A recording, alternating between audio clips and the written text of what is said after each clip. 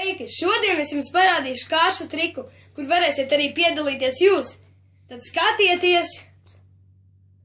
Tiem, kuriem ir kārtas kaut kur blakām, droši paņemiet kārtas, jums tās noderēs.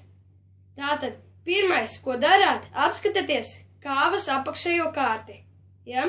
Un tad pagriežat to, lai tā kā simboli būtu pret jums, un tad iedomājieties, piemēram, ko jums patīk visvairāk darīt? Piemēram, man patīk visvairāk skriet. Nu, tad es saku S, K, R, I, E, T.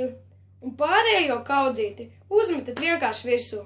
Tad, piemēram, tagad izdomāsim, lai interesantāk, uz kā. Tad vienkārši paņemam vārdu uz, un pārējo kāvu uzmetam augšā.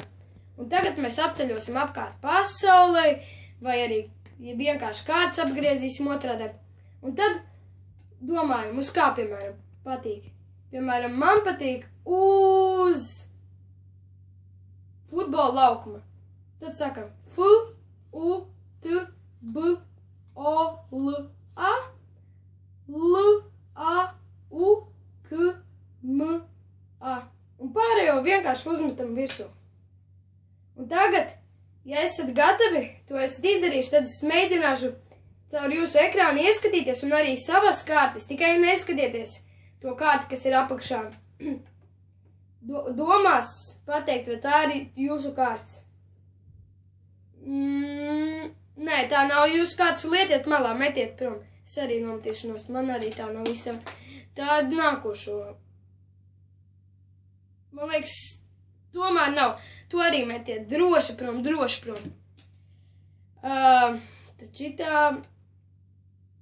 Šķiet, ka tā jābūt jūsu kārtī. Tad apskatieties. Un tā ir jūsu kārta. Paldies par uzmanību. Spiežiet like, kā vienmēr.